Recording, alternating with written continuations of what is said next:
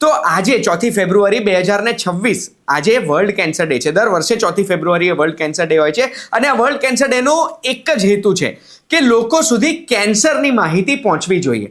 હવે આ કેન્સરની માહિતી પહોંચાડવાની જરૂરત કેમ છે?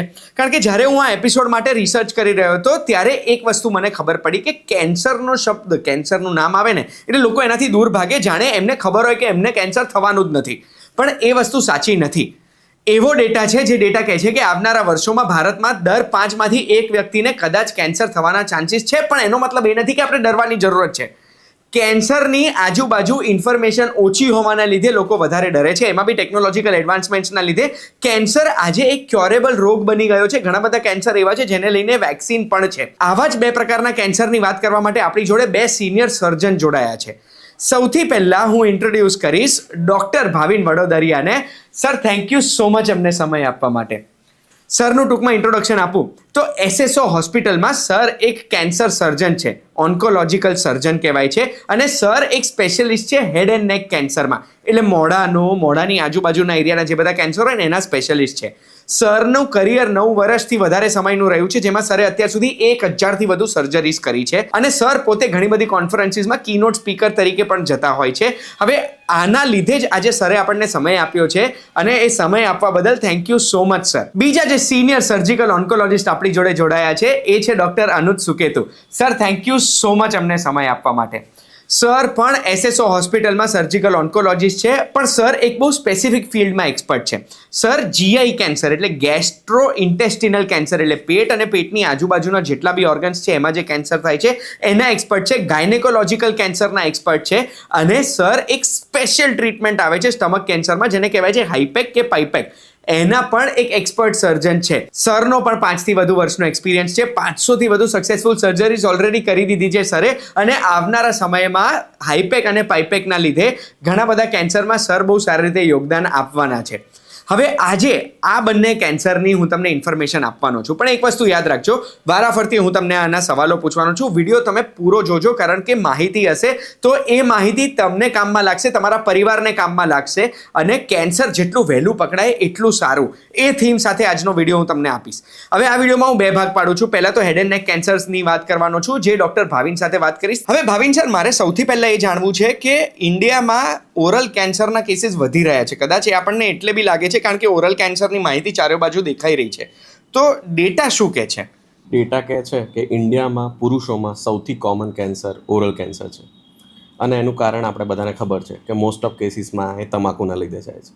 અને આપણા ગુજરાતની વાત કરું તો આખા વર્લ્ડમાં પર કેપિટા સૌથી વધારે ઓરલ કેન્સરના કેસીસ ગુજરાતમાં છે. તો સર, આ ઓરલ કેન્સરના જે કેસીસ આટલા વધી રહ્યા છે, એમાં બી સ્પેસિફિકલી ગુજરાતમાં આટલા બધા કેસીસ આવી રહ્યા છે, તો સર એમાં મારે એક વસ્તુ જાણવી છે કે એના કારણો શું છે? કારણોમાં સૌથી પહેલાં વાત કરીએ તો તમાકુનું સેવન કોઈ પણ રીતે, કે સ્મોકલેસ ટોબેકો જેવા કે માવા, ગુટખા, પાન મસાલા એ બધું, કે પછી સિગરેટ કે બીડી સ્મોકિંગ. બીજું કારણ છે કે ડેન્ટલ ઇરિટેશન. આને સૌથી વધારે આપણે ઇગ્નોર કરીએ છીએ કે કોઈ દાંત તમારો અણીદાર છે, એ તમારી ગાલની ત્વચા કે ટંગને ઘસાતો હોય તો ત્યાં પણ કેન્સર થઈ શકે. Anything which irritates cause cancer.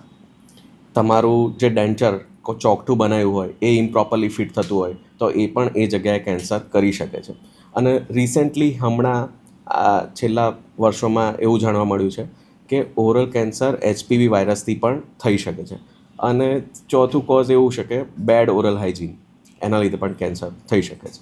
એટલે એક મિનિટ, તમે એવું કીધું કે બહુ મારે દાંતમાં કપાઈ જતો હોય તો મારે જીભ ઉપર બહુ બચકા ભરી જતા હોય, કે પછી મારે દાંતમાં ગાલ ચવાઈ જતો હોય બહુ જ બધી વાર, તો એનાથી બી કેન્સર થઈ શકે? હા, એ વસ્તુને ઇગ્નોર ના કરશો, ડેન્ટલ પ્રોબ્લેમને ઇગ્નોર ના કરશો. દાંત અણીદાર હોય, દાંતમાં કંઈ પણ પ્રોબ્લેમ હોય, જલ્દીમાં જલ્દી ડેન્ટિસ્ટનો સંપર્ક કરો. વાવ! તો સર, ઓરલ કેન્સરના લક્ષણો વિશે તો વાત કરીએ છીએ, પણ એ લક્ષણોની પહેલાં મારે એ જાણવું છે કે લક્ષણ આયા પહેલાં પણ આપણે હેડ એન્ડ નેકના કેન્સર, ઓરલ કેન્સર, એવા કોઈ બી કેન્સર છે એને વહેલા પકડી શકીએ? સ્ક્રીનિંગ, જે તમાકુ વધારે ખાતા હોય, બીડી પીતા હોય વર્ષોથી, એમને સ્ક્રીનિંગ કરવાનું. તો સ્ક્રીનિંગ ડૉક્ટર તપાસ કરે અને આવી રીતે જોવે. પણ આ બધા પ્રી મેલિગ્નન્ટ લિઝન્સ કહેવાય, લક્ષણો નહીં. જેવા કે મોઢામાં વ્હાઇટ ચાંદુ થાય, લાલ ચાંદુ થાય, that is a leukoplakia, erythroplakia, that is not cancer. એ આગળ જતાં કેન્સર થઈ શકે, તો આવા દર્દીએ રેગ્યુલર ચેકઅપ કરાવવું પડે. એવા કોઈ દર્દીઓ છે કે જે રિસ્કી કેટેગરીમાં આવે કે આવા દર્દી હોય એ લોકોએ ધ્યાન રાખવું જ જોઈએ કે જે તમાકુ બીડી જે તમાકુ સિગરેટ તમે પીતા હોય તો તમે રિસ્કી તો થઈ જ ગયા છો, પણ એના સિવાય બીજા કોઈ એવા છે જે લોકો રિસ્કમાં આવે કે જેમના જેનેટિક કે આમ એવું કોઈ કારણ હોય?